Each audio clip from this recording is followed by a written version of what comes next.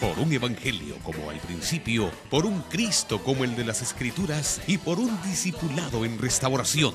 La Iglesia de Cristo Mahanaim presenta a su pastor Miguel Flores en el programa A la Luz de la Palabra. Nuestro propósito, colaborar con la preciosa labor de edificar el cuerpo de Cristo, llevándolo a perseverar en la doctrina de los apóstoles para que la palabra del Señor crezca y el número de los discípulos se multiplique. Y ahora con ustedes, A la Luz de la Palabra. Del libro de Josué. ¿Lo tenemos? Dice así la palabra del Señor. Cuando todos los reyes de los amorreos que estaban al otro lado del Jordán, al occidente, y todos los reyes de los cananeos que estaban cerca del mar, oyeron cómo Jehová había secado las aguas del Jordán delante de los hijos de Israel hasta que hubieron pasado, desfalleció su corazón y no hubo más aliento en ellos delante de los hijos de Israel. En aquel tiempo Jehová dijo a Josué: hazte cuchillos afilados y vuelve a circuncidar la segunda vez a los hijos de Israel. Y Josué se hizo cuchillos afilados y circuncidó a los hijos de Israel en el collado de Aralot. Esta es la causa por la cual Josué los circuncidó. Todo el pueblo que había salido de Egipto, los varones, todos los hombres de guerra, habían muerto en el desierto, por el camino después que salieron de Egipto. Pues todos los del pueblo que habían salido estaban circuncidados, mas todo el pueblo que había nacido en el desierto por el camino después que hubieron salido de Egipto no estaba circuncidado. Porque los hijos de Israel anduvieron por el desierto 40 años, hasta que todos los hombres de guerra que habían salido de Egipto fueron consumidos, por cuanto no obedecieron a la voz de Jehová.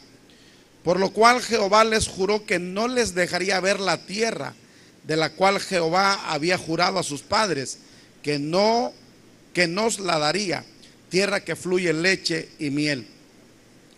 A los hijos de ellos, que él había hecho suceder en su lugar, Josué los circuncidó, pues eran incircuncisos, porque no habían sido circuncidados por el camino.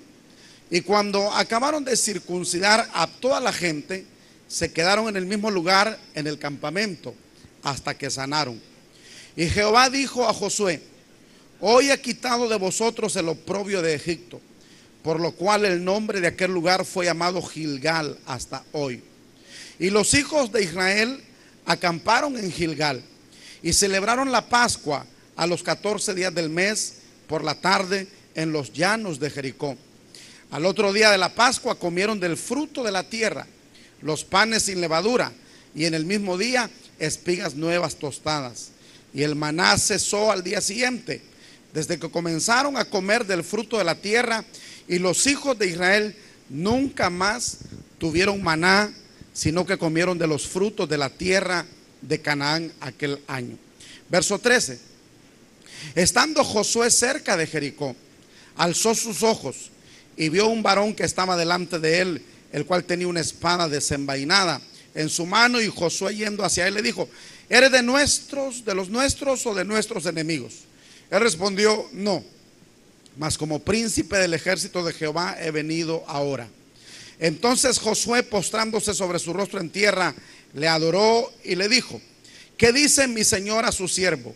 Y el príncipe del ejército de Jehová respondió a Josué: quita el calzado de tus pies, porque el lugar donde estás es santo. Y Josué lo hizo así. Muy bien, puede sentarse. Muy bien. Vamos a llamarle a este pasaje, vamos a llamarle el momento de definirse, el momento de la definición. Gilgal, si usted nota, es el lugar en donde Israel va a ser circuncidado por segunda ocasión. Y quiero que sepa que Gilgal, entre muchas de las connotaciones que tiene, da a entender que es algo que es como acosar a un individuo. Es como encontrar una persona y acosarla. Eso significa Gilgal. Es como un acoso permanente, es como un molestar permanente, es como algo que permanentemente estorba. Le digo eso para que usted entienda después por qué le vamos a llamar a este mensaje el lugar de la definición. Mire, Israel ha sido formado por Dios 400 años atrás en Egipto. Todos sabemos la historia. A Egipto llegaron solamente 70 personas. Jacob, sus 12 hijos y sus descendientes que ya tenían, en total eran 70 personas las que llegaron a Egipto. En 400 años que viven en Egipto, Israel se convierte en una gran nación, de acuerdo a la promesa de Dios a Abraham, cuando le dijo: haré de ti una gran nación. Pero también Dios advirtió que esa nación que saldría de los lomos de Abraham sería esclava en Egipto por 400 años. Note usted, con esto quiero recalcar que Dios tiene el control de todo, que las cosas solamente suceden porque así las determinó Dios, y que nosotros solamente debemos de tener la madurez espiritual, la fortaleza espiritual para entender que las cosas suceden muchas veces porque así las ha establecido Dios.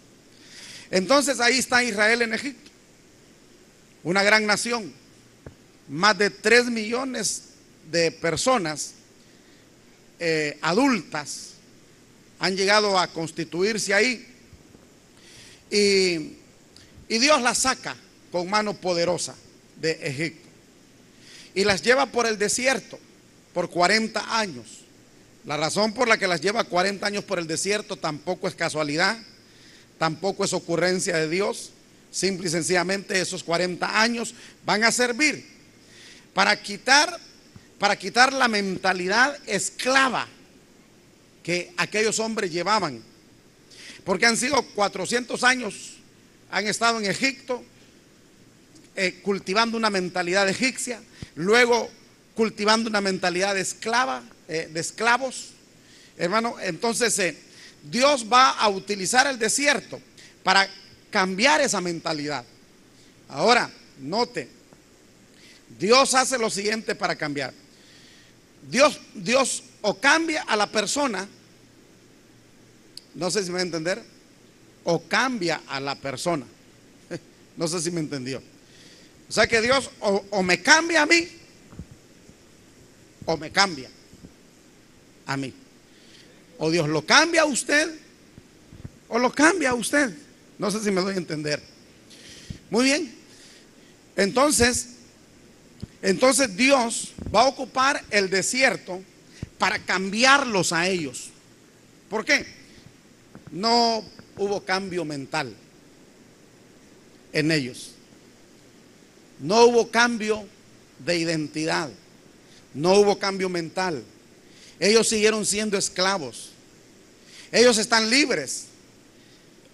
Ellos ya salieron de Egipto, pero Egipto no ha salido de ellos.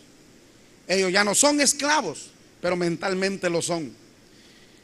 Y transcurren los años y siguen siendo esclavos.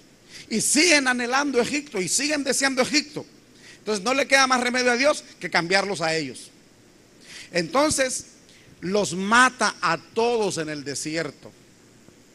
Ninguno que salió de Egipto entró a Canaán excepto 2, Josué y Caleb, que cambiaron su forma de pensar, que cambiaron su mentalidad, que no pensaban como los otros, que no pensaban como los demás, sino que tenían una forma distinta de pensar. Mientras aquellos eran negativos, pesimistas, Josué y Caleb sabían la clase de Dios que tenían y confiaban plenamente en ese Dios.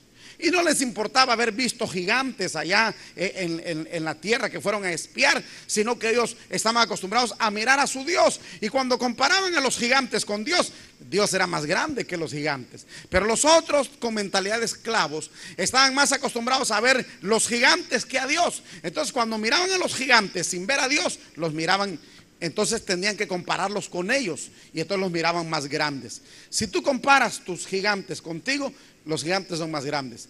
Pero si tú comparas tus gigantes con Dios, Dios es más grande que tus gigantes. Entonces el problema de la nación hebrea es que salió de Egipto, pero no aprendió a caminar con Dios. No aprendió la fórmula de Dios, no aprendió los métodos de Dios. Ellos venían con los métodos egipcios, ellos venían con la mentalidad egipcia. Entonces, hermano querido, Dios los va a cambiar camino del desierto. Ahora, todos ellos llevaban, hermano, y esto es lo que yo quiero que entendamos por amor de Dios. Mire, hermano, Dios tiene control de todo, Dios tiene el dominio de todo, pero Dios tiene también un límite de tolerancia, un límite de paciencia. Y fíjese, los que salen de Egipto son pueblo del pacto. Por eso los que salen de Egipto vienen circuncidados, porque la circuncisión era la señal externa del pacto entre Dios y ellos. Era la única nación en el mundo entero circuncidada, porque esa circuncisión, Dios le dijo a Abraham en el capítulo 17 del Génesis: estableceré mi pacto entre yo y ustedes, entre yo y tu descendencia. ¿Cuál será? La circuncisión. Era una señal externa. Solamente los judíos se circuncidaban. Solamente los judíos para entonces tenían esa señal externa. Pero Dios nunca ha querido, hermano, hacer las cosas externamente. Dios siempre está viendo por dentro. Por eso le dijo a Samuel: mira, Samuel, tu problema es que tú ves lo de afuera, yo veo lo de adentro. Entonces Dios no está viendo la circuncisión de afuera, Dios está viendo si la circuncisión de afuera está haciendo efecto adentro. Dios está viendo si lo que Él estableció como una señal de un pacto externo por fuera con ellos lo entendían en la parte espiritual y le permitían a aquel pacto hacer su efecto interno. Dios, hermano, no está tan interesado en las cosas de afuera como tú y yo. Dios está más interesado en las cosas de adentro. Entonces establece el pacto, y todos los que salen de Egipto vienen circuncidados. Es decir, ellos han hecho un pacto con Dios. Ahora, ¿pacto de qué, hermano? ¿Qué es un pacto? ¿Qué es un pacto? Un pacto no es un contrato, porque los contratos se acaban. Vaya, nosotros tenemos un contrato de arrendamiento en este lugar y está establecido las condiciones en ese contrato. Pero también ese contrato dice que por estas y estas razones se puede cancelar tanto de parte nuestra como de parte de ellos. En el caso de ellos pueden cancelar el contrato si nosotros nos atrasamos 2 meses. Alégrese, porque nunca nos hemos atrasado ni siquiera un mes. Pero si nosotros nos atrasáramos 2 meses, los dueños de este lugar vienen y nos dicen: miren, señores, pueden irse. No, pero le dimos 2 meses de anticipo y 1 mes de depósito. Sí, pero eso se pierde. ¿Y sabe usted cuánto es 2 meses de anticipo acá y 1 mes de depósito acá? Es un montón de plata y se puede perder si nosotros no cumplimos con la parte que nos toca. Entonces, cuando uno hace un contrato, lo que está haciendo es comprometiéndose a cumplir con ciertas cláusulas. Muy bien. Y si un contrato es así, ¿cuánto más un pacto? Un pacto, hermano, es más que un contrato. Y así como un contrato tiene sus cláusulas, un pacto también tiene sus cláusulas. Por ejemplo, este es un pacto en el que Dios está diciendo: yo de mi parte les prometo que los voy a introducir a una tierra donde fluye la leche y la miel. Yo a través de este pacto les prometo que andaré con ustedes donde quiera que ustedes vayan. Yo a través de este pacto me comprometo a que voy a ser su padre y que ustedes van a ser mi pueblo. Yo a través de este pacto me comprometo a que los voy a guardar y los voy a proteger. Pero también ustedes se comprometen, fidelidad conmigo. Ustedes se comprometen a ser fieles conmigo. Ustedes se comprometen a guardar mis mandamientos, a guardar mi palabra. Entonces un pacto, hermano, yo siempre digo, un pacto es un compromiso de fidelidad, es un compromiso de responsabilidad, es un compromiso, es una relación en donde yo tengo derechos y deberes. Por ejemplo, el pacto familiar. Hermano querido, yo tengo un pacto con una mujer. Y no se me debe de olvidar nunca que yo tengo un pacto con esa mujer. ¿Cuál es el pacto que yo tengo con ella? Bueno, es un pacto que me da derechos y me da deberes. Y es un pacto que me compromete a ser fiel. ¿Fiel en qué? Lo repite la gente. En la enfermedad, en la salud, en la abundancia, en la escasez, en esto, aquello y lo otro. Fidelidad. Por eso, hermano, nosotros recomendamos que en la iglesia nosotros no seamos solamente miembros, sino que seamos hijos de pacto y que tengamos un pacto. Porque, hermano, aprovechando, porque mire, hermano querido, cuando uno viene a una iglesia, primeramente, hermano, venimos porque supuestamente Dios nos habló. Digo supuestamente porque la gente me hace dudar de eso. Porque la gente viene diciendo, Dios me habló, Dios me trajo, y después dicen, me voy. Si yo digo, bueno, ¿y no le habló Dios? ¿Y no lo trajo Dios? La única razón por la cual uno puede permanecer fiel en una casa es porque tengamos un pacto. Es porque yo tengo un pacto con usted y usted tiene un pacto conmigo. Es porque yo tengo un pacto con esta casa y esta casa tiene un pacto conmigo. Entonces vemos en los hogares. En los hogares los padres tienen un pacto con los hijos y los hijos tienen un pacto con los padres. El esposo tiene un pacto con la esposa y la esposa tiene un pacto con el esposo. Y entonces, hermano, en la iglesia, si no somos hijos de pacto, entonces venimos, entramos, salimos, volvemos, regresamos aquí, murmuramos esto y lo otro y aquí y allá. Y de su casa, dice el viejo y conocido refrán, nadie dice mi casa se moja. Máxime en estos días, se moja su casa. Hay pailas por todos lados, ¿va? Pero usted no viene diciendo, ay, mi casa. No, usted mantiene el secreto porque es su casa. Muy bien.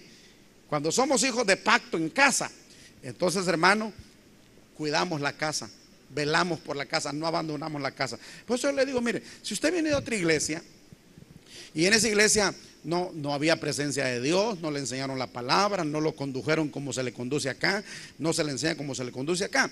Usted tiene, ¿qué le digo? De parte de Dios, por decir así, el visto bueno para que usted sea cambiado. Pero cambiarse de una iglesia donde hay presencia de Dios, donde hay palabra de Dios, donde hay pacto, se llama infidelidad. Se llama infidelidad.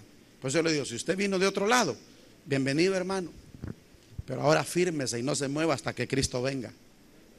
Vuélvase hijo de pacto. Sea hijo de pacto en esta casa.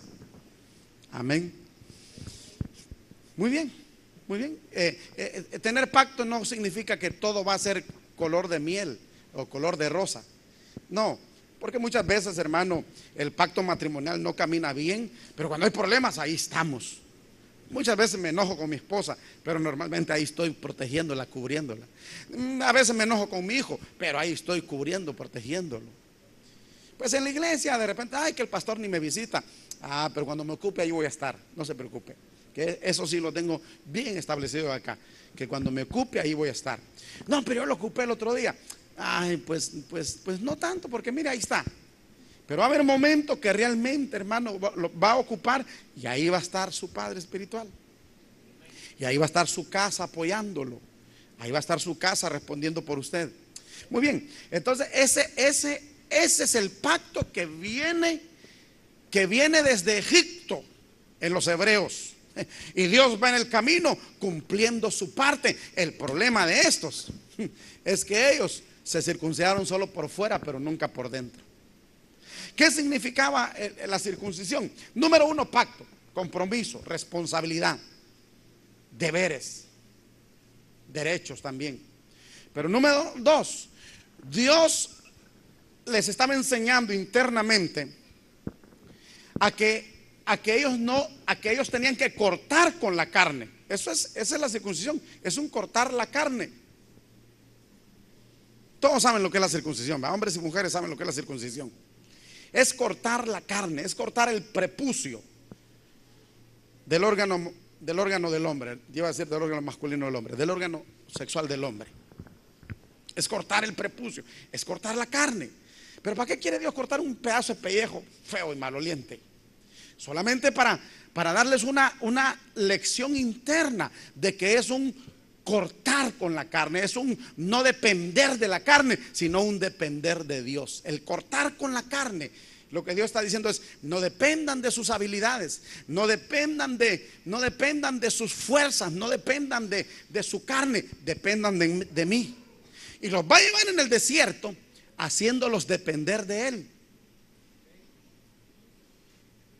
Dependen de Él en el calzado, dependen de Él en la ropa, dependen de Él en la comida, dependen de Él en la sanidad, dependen de Él en todo. Pero no aprenden, hermano.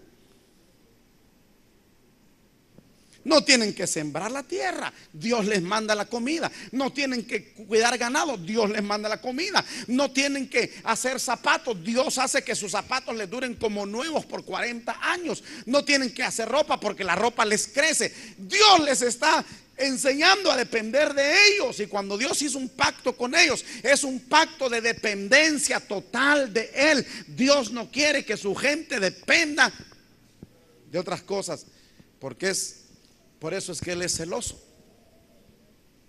Porque es como un esposo que le gusta que su esposa dependa de él.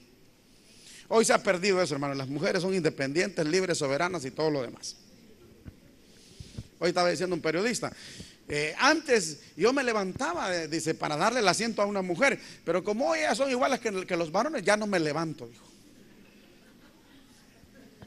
Ellas han reclamado y dicen que son igual que el varón. Entonces ahora que vayan paradas igual que los varones, estaba diciendo el hombre este. Yo siempre me levanto y les doy el asiento.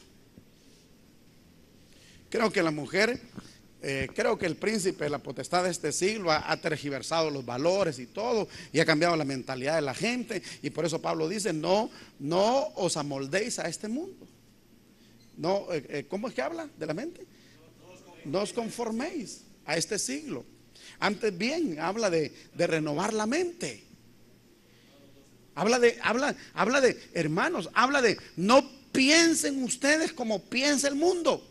No piensen ustedes como piensa la demás gente. Piensen ustedes conforme a lo que Dios les marcó en su palabra. Mujeres, hijos, no piensen. Porque los hijos, ¿qué dicen ahora? No. Los hijos tenemos derecho. Y mire las consecuencias ahora. Los hijos van, salen, solo dicen hay regreso y parte sin novedad. Y como tienen derechos. Miren, hijos de cristianos, no pidan esos derechos, porque esos derechos los van a llevar a ustedes a la perdición. Yo les he contado, ¿verdad? Una amiga que tengo allá en Estados Unidos, una cubana, la esposa de un pastor hondureño que somos amigos, que en Estados Unidos no se puede castigar a un hijo, porque el hijo marca el 911 y dice: mi papá me quiere pegar, y ahí está la policía y se llevan preso al papá por quererle pegar al hijo. Si usted quiere entrar al cuarto del hijo y no toca la puerta y se mete, el hijo llama y mi papá se metió a mi cuarto sin que yo le diera permiso, y se llevan preso al papá. Entonces un día esta cubana iba a castigar a su hija como de 13, 14 años, y la hija agarró el teléfono y le dijo: si me pega, marco el 911. Y le dijo ella: muy bien, marqué el 911, pero decirle que vengan a recoger un cadáver, porque en el momento que marques el 911 te mato, le dijo. Santo Dios. Así que dile que vengan a recoger un cadáver. Y la otra guardó su teléfono y permitió que su mamá le diera la tunda que le iba a dar, porque se la merecía. Y ahora ahí está, es una muchacha de 31 años, muy obediente a sus padres, etcétera, etcétera, etcétera. Pero una mamá que se plantó y le dijo: que me lleven al bote, pero yo soy tu madre, yo te voy a corregir de acuerdo a lo que la Biblia me enseña, no de acuerdo a lo que este mundo diga. Aló. Eso es complicado hablarlo hoy, ¿va? Porque hasta lo pueden llevar al bote a uno. Pero bueno, hermano querido, ¿pero qué nos queda? Va a llegar momento que este libro no va a concordar con lo que el mundo dice, y o lo predicamos o lo predicamos. Muy bien. Entonces, eso es lo que Dios está haciendo. Dios les dice: miren, ustedes, la señal del pacto es porque ustedes van a depender de mí. Y en el camino al desierto les trata de enseñar a depender, pero estos no entendían, hermano. Entonces Dios dijo: muy bien, ahí está Jericó, ahí está Canaán. En ese momento está en el capítulo 5 del libro de Josué. Ya murieron todos los que salieron de Egipto, excepto dos, Josué y Caleb. Van a entrar a tomar la tierra prometida. Pero dice Dios: pero Josué, no se puede entrar así. ¿Por qué, Señor? Porque toda esa gente no está circuncidada. Toda esa gente no tiene pacto conmigo. Así que no conviene que entren ahí sin pacto. Hermano, si tú haces pacto, todo es tuyo. Pero a Dios no le conviene darte las cosas sin pacto. Ojalá usted entienda esto de pacto y se convierta en un esposo de pacto, en un padre de pacto, en un hijo de pacto, en un miembro de pacto. Yo soy un pastor de pacto. Aló. Hermano, miren, ayer murió la mamá de William, uno de los líderes que trabaja conmigo en la juventud. Eso es. Hay lugares donde a veces la misma gente me dice: no vaya ahí. Pero yo en esos momentos siempre me gusta estar con la persona. Para mí esos son los momentos que lo ocupan realmente a uno. Están llorando, están sufriendo. Fui al lugar. Estuve allá hasta como a las 10:30, 11. Y me fui anoche con una tormenta que no se podía pasar por ningún lado, hermano. Las 15 calles no me atreví a entrar a ella porque sentí que le iba a dar vuelta al carro si me metía a las 15 calles. Lo que me metía, una corrientada que podía volcar el carro. Anduve buscando por ahí. Bueno, al fin logré llegar a la casa. Hoy fuimos al entierro bajo la lluvia. Y entonces a mí no me conviene mojarme con agua lluvia. Y entonces algunos me decían: no vaya, pastor, ya estuvo en la reunión y la familia va a comprender. Sí, pero digo yo, esos son los momentos más duros que se puedan vivir. Y a mí me gusta estar con la persona ahí a la par. Entonces estuvimos bajo la lluvia, nos mojamos y toda la cuestión. Y uno de los familiares, primera vez que me pasa, ¿verdad? Siempre lo he hecho en todos los velorios y entierros. Pero hoy un familiar se paró y dijo: quiero agradecer al pastor Miguel Flores, porque honor a quien honor merece. Dice: este hombre estuvo anoche, este hombre hizo cosas, porque siempre procuro hacer algunas cosas para aliviar un poco el dolor de las personas, y está aquí, dice, en medio del lodo y todo lo demás. Entonces yo decía: pero yo tengo un pacto con este muchacho, porque es uno de mis discípulos en la juventud, es uno de los que estoy formando yo para líderes futuros de la iglesia. Entonces mi compromiso, mi pacto, hermano, me hace ir.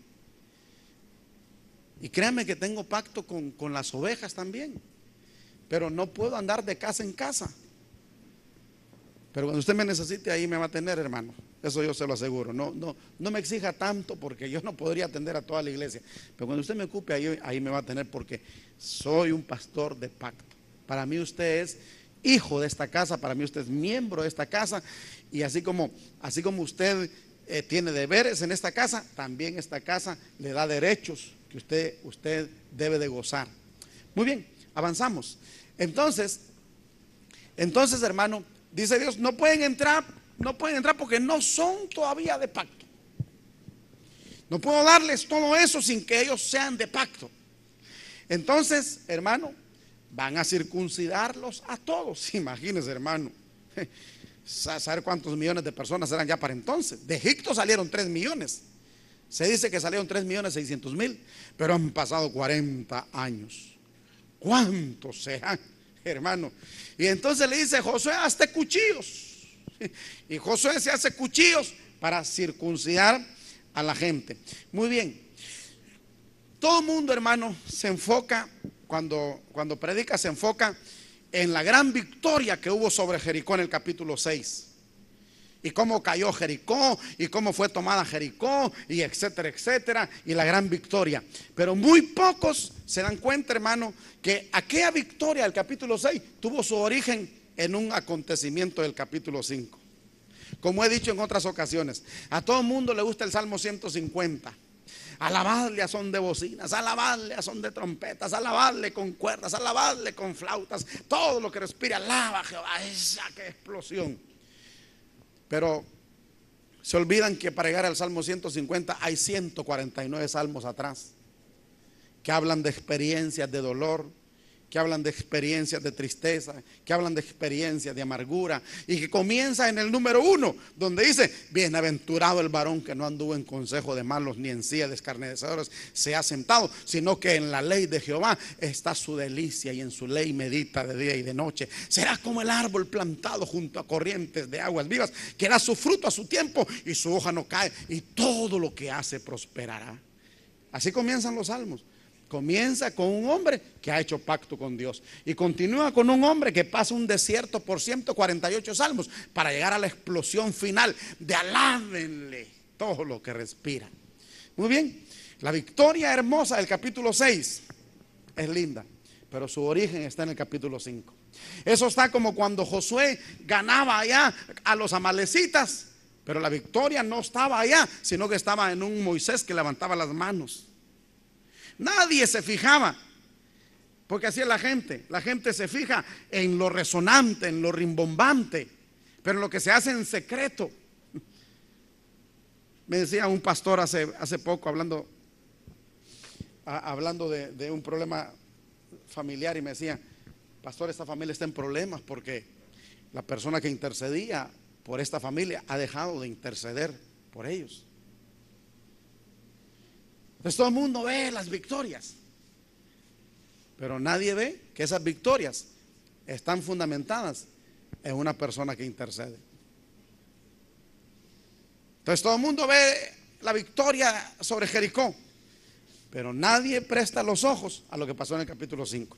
Entonces, ¿qué pasó en el capítulo 5, hermano? Bueno, ahí se habla de circuncidar la carne.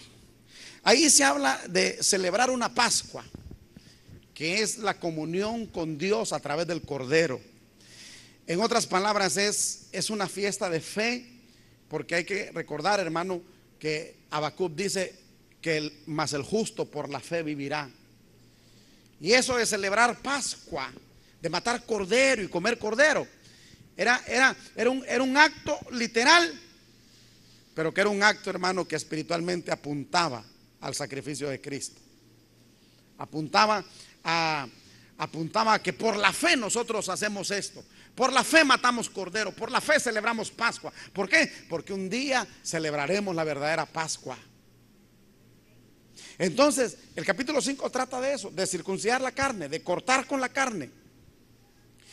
Habla de celebrar Pascua, habla de vivir por fe, y habla de reconocer el señorío y la autoridad de aquel que le dice a Josué: quita el calzado de tus pies, porque el lugar donde estás parado santo es.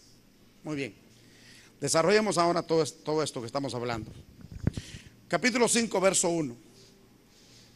Cuando todos los reyes de los amorreos que estaban al otro lado del Jordán, al occidente, y todos los reyes de los cananeos que estaban cerca del mar, oyeron cómo Jehová había secado las aguas del Jordán. Mire, aquí secó Dios las aguas del Jordán. ¿Se acuerda que más antes había secado las aguas del Mar Rojo? Bueno, entonces, como Dios había secado las aguas del Jordán delante de los hijos de Israel hasta que hubieron pasado, entonces desfalleció el corazón y no hubo más aliento en ellos delante de los hijos de Israel. Entonces los reyes cananeos, cuando oyeron que Dios había secado el Jordán para que Israel pasara, y se recordaron que Dios había secado el Mar Rojo para que Israel pasara, dice, desfalleció su corazón. Esa gente se dio cuenta que ese pueblo había venido había primero vencido al ejército más poderoso del mundo, el ejército egipcio, con todo y su faraón. Sabían los cananeos que ese pueblo venía acompañado de un Dios que era capaz de derrotar al más poderoso que se le pusiera por enfrente. Sabían los cananeos que en el camino al desierto habían vencido obstáculos y habían vencido enemigos. Y dijeron, y ahora los tenemos a las puertas ahí. El Jordán estaba antes de llegar a Jericó. Entonces dijeron, ya pasaron el Jericó, ya pasaron el Jordán. Dijeron, somos muertos. Contra el Dios que ellos traen, nuestros dioses no pueden. Desfallece el corazón. El cruce del Mar Rojo tipifica el bautismo en agua. El cruce del Jordán tipifica el bautismo en el Espíritu Santo, que son dos cosas que deben de acontecer en la vida nuestra. Hermano, la Biblia dice que el bautismo con el Espíritu Santo y el Espíritu Santo es para todos. El que no lo tiene, yo perdone, no quiero cargarlo, pero el que no lo tiene es porque no lo ha buscado con vehemencia, no lo ha buscado con pasión, no lo ha buscado como lo buscamos algunos. Yo a los 3 meses recibí el Espíritu Santo, pero es que era una desesperación, es que me morí, es que me ahogaba por no ser bautizado con el Espíritu Santo. Llegaba todos los días a la iglesia a las 5:15 a orar, a gemir, a llorar, a entregarme, nada de orar ahí, no, con lágrimas, con pasión, con fervor, gimiendo. A los 3 meses Dios me había bautizado con el Espíritu Santo. El Espíritu Santo, hermano, ese cruce del Jordán tipifica el bautismo con el Espíritu Santo. Y el hecho de que los enemigos tiemblen significa, hermano, que el diablo le teme a un pueblo que ha tenido una experiencia gloriosa con el Santo Espíritu de Dios. El diablo le teme a un cristiano lleno del Espíritu Santo. Por eso uno de los requisitos en la Biblia para todo el que era llamado a servir: varón de buen testimonio, lleno de sabiduría. ¿Y de qué? Y del Espíritu Santo. Requisitos. Miren, no preguntaban si ya pasó corderitos, no preguntaban si esto, aquello y lo otro. No. ¿Eres lleno de fe? Sí. ¿Eres de buen testimonio? Sí. ¿Eres lleno del Espíritu Santo? Sí. Trabaje. Hermano, yo nací en una iglesia en donde para limpiar una silla le exigían a uno el bautismo con el Espíritu Santo. Esa era mi desesperación por el bautismo, porque no me dejaban hacer nada si no era bautizado con el Espíritu Santo. Limpiar una silla, no digamos tocar, no digamos algo de más compromiso. Le exigían a uno, hermano, el ser bautizado con el Espíritu Santo, el tener buen testimonio. Hermano, perdone, y yo de esto responsabilizo a los líderes, porque en esta iglesia no soy yo el que llama a las personas a servir, sino los líderes. Pero ya el buen testimonio ya no importa. El ser lleno de sabiduría no interesa mucho. El ser lleno del Espíritu Santo tampoco. Por eso tenemos grandes dificultades. Por eso tenemos gente, hermano, que hay que estar peleando con ella para que sirva. Hay que estar peleando con ella para convencerla que tiene una responsabilidad, y que cuando uno quiere una responsabilidad hay que morirse al pie del cañón. Pero nosotros la llamamos así. Culpables nosotros por haber llamado a la gente así. Entonces Dios, hermano, le dice a Josué: vas a entrar, vas a cortar con la carne. Lo hacen. Ahora los pasa. Y empieza a temblar el enemigo, porque, hermano, el diablo tiembla ante un pueblo lleno del Espíritu Santo. El Espíritu Santo se cultiva a través de los ejercicios espirituales. Oración que me ha sido a mí virtualmente imposible levantarla como ha sido el deseo de mi corazón. Ayunos que me ha sido virtualmente imposible levantarlos como ha sido el deseo de mi corazón. Y otras cosas más. Resultado, pues, una congregación que tiene ciertos logros, pero no los que debería de tener. Oh, perdón, hermano, no sé si voy a ofender, pero hasta dónde lo que se habrá logrado han sido nuestras fuerzas Y si hubiéramos trabajado con las fuerzas de Dios, qué cosas hubiéramos alcanzado. Muy bien. Entonces, hermano, los enemigos desfallecen. Cuando un pueblo sale de lo natural y atraviesa la barrera de lo sobrenatural, y ya no va a caminar en lo natural, ya no va a caminar en sus fuerzas, ahora va a caminar en la fuerza del Espíritu, hasta el diablo tiembla. Los demonios tiemblan, los demonios huyen, los demonios se van. Las iglesias son distintas, son diferentes. Las localidades son transformadas cuando se levanta un pueblo lleno del Espíritu Santo de Dios. Un pueblo que ahora va a caminar en lo sobrenatural. Ahora entiendo al doctor Ríos cuando él decía: yo vivo un evangelio muy natural, porque él nació en lo que él llamaba la tradición. Él nació en una iglesia conservadora. Y él decía, pero esto no me llena, esto no me satisface. Debe de haber algo más, decía él, porque esto no puede atraer al mundo, esto no puede sostener a la gente del mundo, porque creo que no es suficiente, algo falta. Y fue cuando, hermano, le contaba a usted, el Señor lo bautizó con Espíritu Santo de una forma sobrenatural, leyendo el libro de los Hechos y preguntándole él a Dios en su casa: Señor, dicen que esto fue para hace 2000 años, dicen que esto fue solamente para aquellos 120. Señor, dime, ¿será para hoy también? ¿Será una experiencia para hoy también? Cuando tocaron, dice, la puerta de su casa, y había una mujer, y le dijo: dice Dios que lo que le está preguntando es para hoy y no solo para hace 2000 años. Aleluya. Y lo metió Dios a una,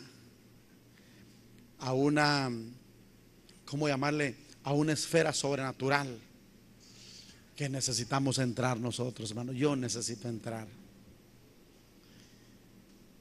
Le decía a mi esposa: yo necesito entrar a otra dimensión.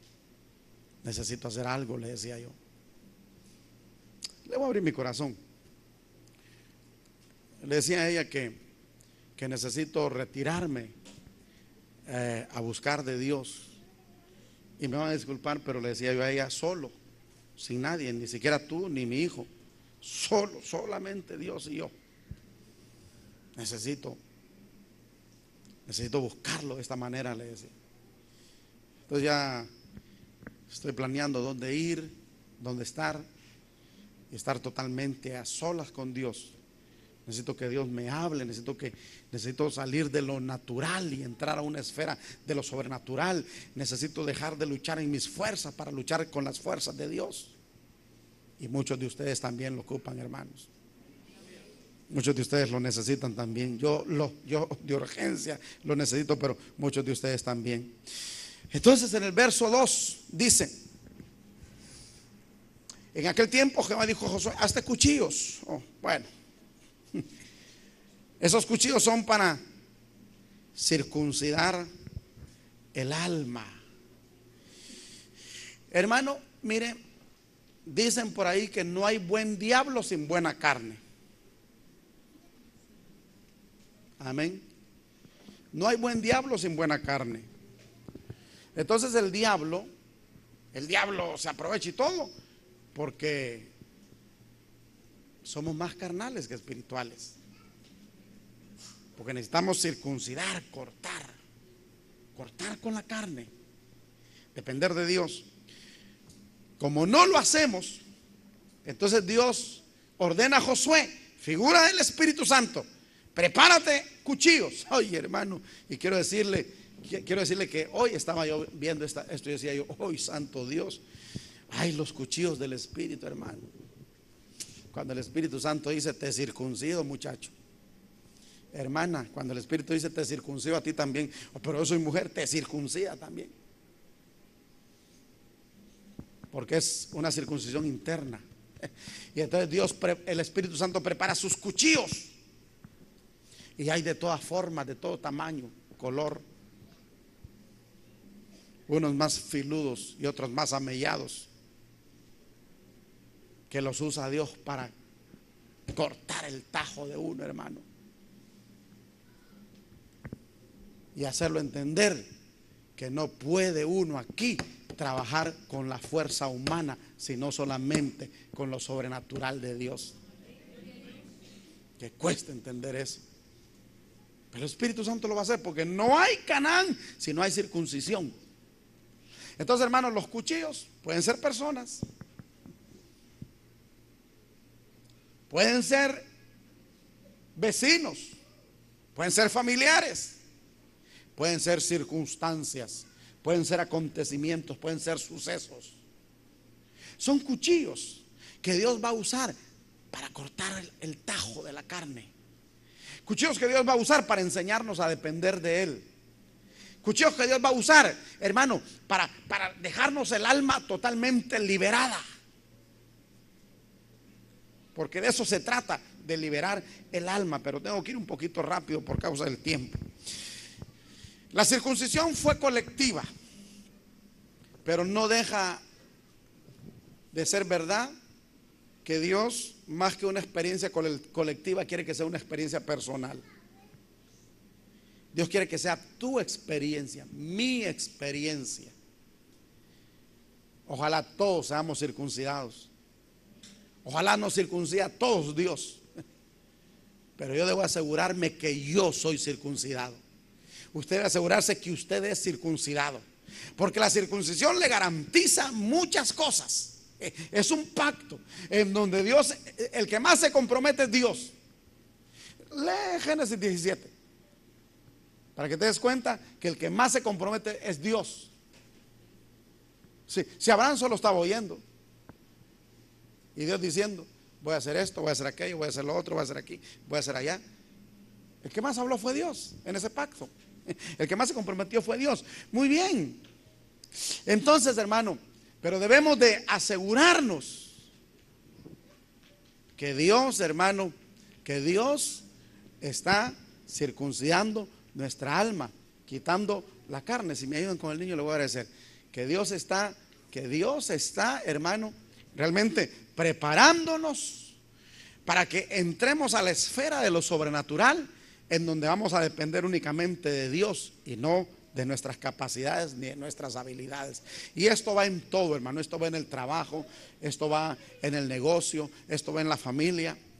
Yo les cuento, hermano, yo les cuento que yo tuve muchos aumentos de sueldo en mi trabajo y yo nunca pedí aumento. Hermano, a mí me llamaron, ¿cuántas veces me llamaron a la gerencia para aumentarme el sueldo? Y yo nunca pedí aumento de sueldo. Sí pedí aumento de sueldo, pero lo pedía a Dios en oración. Metí a orar. Siempre que tenía un compromiso más, yo me metí a orar y decía, por ejemplo, hermano, cuando empecé a andar con Nora, yo fui a orar y le dije: Señor, tener novia cuesta, le dije yo. Y todo mi dinerito está comprometido, Señor. Pagaba el juego de sala, pagaba el juego de comedor de la casa, de la familia, colaboraba con la casa. Solo me quedaba para el bus y a veces ni para el bus. Entonces, cuando empecé a andar con novia, le dije: Señor, tengo que llevarla a comer, tengo que darle su fresco, tengo que pagarle el taxi de vez en cuando, porque imagínate subirse al taxi, hermano, y yo pagar el mío y tal vez estoy esperando que yo pague el de ella. Entonces yo fui donde el Señor y le dije: Señor, primero que nada, usted sabe que oré un montón de tiempo para que Dios me confirmara si era correcta esa relación. Luego ya estuvo otro tiempo orando. Cuando Dios nos dio el visto bueno, entonces yo fui donde él y le dije: tú me dijiste que le entrara, ahora tienes que darme.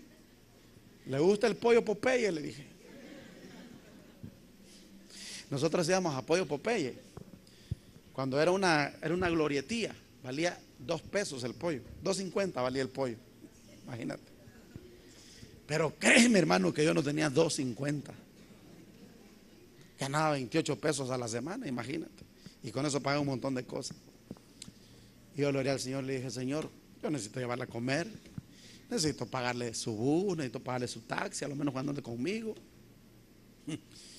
Y me llamó el gerente: Miguel Flores, lo llaman en la gerencia. Y todo el mundo me hacía así, como quien dice: te van a despedir.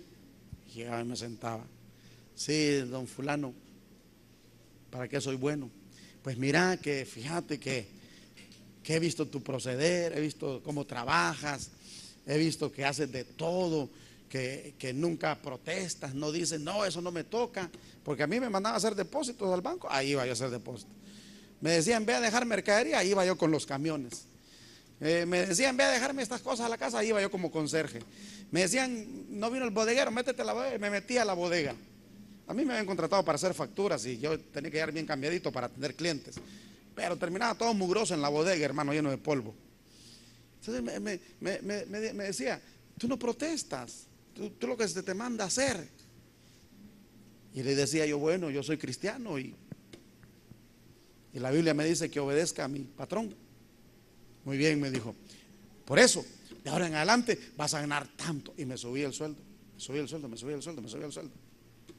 Nunca le pedí aumento de sueldo. Eso es pelear con Dios a favor de uno. Porque otro decir, mire, aquí explotadores son, aquí me contrataron para una cosa y me hacen hacer de todo, necesito un aumento. Eso es pelear en la carne. Pelear con Dios es, Señor, gracias por la novia que me diste, porque casi no come, Señor. ¿Está entendiendo? Muy bien. Esta operación no es a la fuerza. A nadie agarraron, nadie lo trajeron así, hermano, uno de las manos y los pies a ponerlo ahí. No, todos venían voluntariamente, hermano. Y eso duele, hermano. Hoy lo hacen con anestesia. En aquel tiempo era con cuchillos de pedernal. ¿Sabe qué es eso? De piedra. Eso dolía, hermano. Santo Dios. Pero a nadie había que traer la fuerza, porque no es a la fuerza. Solamente el Espíritu Santo nos puede cambiar, nos puede transformar. Solamente el Espíritu Santo tiene los cuchillos que nos transforman, que nos quitan la carne. Ahora duele, hay que llorar, hay que pasar. Hermano querido, normalmente estos señores pasaban 3 días que ni caminar podían. No le explico cómo caminaban porque usted se va a reír. Pero pasaban 3 días que ni caminar podían. 3 días que ni moverse podían. Oh, hermano, eso se les infectaba por la forma empírica en que se hacía antes. Eso duele. La circuncisión duele. El que lo hagan hijo de pacto duele. El que lo hagan hombre de compromiso duele. El que le enseñe a plantarse como Dios se planta duele. Y no es a la fuerza, sino que es voluntariamente que uno debe venir y decir, Señor, vuélame el gañote.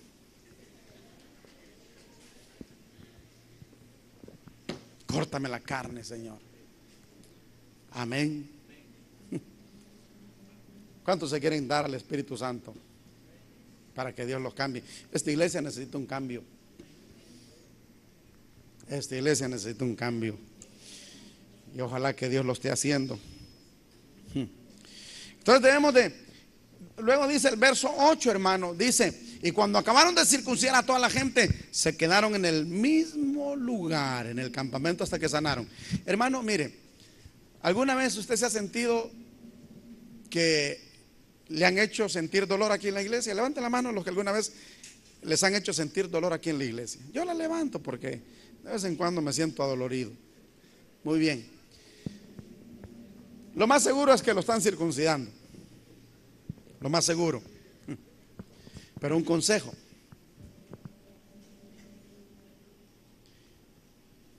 no nos movamos por el dolor. El que tenga oídos para oír, que oiga. No nos movamos por el dolor, porque hay quien por una herida, por un golpe, me voy. Usted no sabe cuánto Dios me está hablando a mí por esa palabra. El dolor, la herida, el golpe, lo que hay que hacer es quedarse hasta ser sanado. ¿Aló?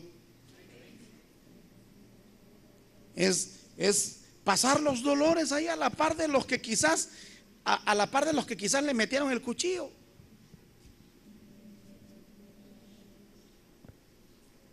¿Y qué es ahí? Oye, este es el que me metió el cuchillo. Sí, pero a él también se lo están metiendo. Y si no se lo están metiendo, se lo van a meter. Entonces mientras siente dolor uno, hay que esperar en Dios. Porque Dios lo único que está queriendo es convertirnos en hijos de pacto, para poder Él cumplir su promesa con nosotros. Porque Él solo puede cumplirle sus promesas a los hijos de pacto. El que no es de pacto, Dios no está comprometido a cumplirle ninguna promesa. Y ellos iban allá confiados en una promesa: les daré esa tierra. Y confiados en esa promesa iban. ¿Cuánto dan gloria a Dios? En el verso 9 dice, y voy terminando porque los hermanos me pidieron la segunda hora. Y Jehová dijo a Josué: hoy he quitado de vosotros el oprobio de Egipto. Por lo cual el nombre de aquel lugar fue llamado Gilgal hasta hoy. Hermano, le decía que Gilgal significa como un tipo que anda acosando, que anda provocando, que anda molestando. Eso es lo que hace la carne en nosotros. La carne nos molesta, la carne nos estorba, la carne nos acosa, la carne, hermano, la carne nos presiona. Y lo que hay que hacer es dejar que la corte el espíritu. Y entonces Dios quita. ¿Qué es lo que quita Dios? El oprobio de Egipto. ¿Qué es lo que va a quitar Dios? Los resabios de Egipto, los deseos de Egipto. ¿Se acuerda que Israel venía recordando los ajos y las cebollas? En una versión dice los guisos. ¿Será que le daban guisos a los esclavos? ¿Será que le daban cebollas a los esclavos, hermano? Yo creo que a pan y agua los tenían, hermano. Pero lo que está haciendo Dios es quitando los resabios de Egipto. ¿Será que usted tiene todavía resabios de Egipto? ¿Será que yo tengo resabios de Egipto? Yo creo que sí. Yo creo que sí. Entonces Dios dice: muy bien, antes de meterte a lo sobrenatural, antes de cumplirte mi promesa, quitemos del alma aquello que te estorba. Aquello que te estorba y que a mí no me agrada de ti. ¿Cuántos creen que tienen cosas que a Dios no agradan? Se las van a quitar. Se las van a quitar. Muy bien. La Iglesia de Cristo Mahanaim presentó a su pastor Miguel Flores en el programa A la Luz de la Palabra. Estamos seguros que este mensaje ha sido de mucha bendición para tu vida. Si desea una copia del mismo en CD o DVD, puede solicitarla en la siguiente dirección: Iglesia Mahanaim Honduras, San Pedro Sula, segunda calle, segundo anillo de circunvalación. Esperamos contar con tu sintonía en el próximo programa. Mientras tanto,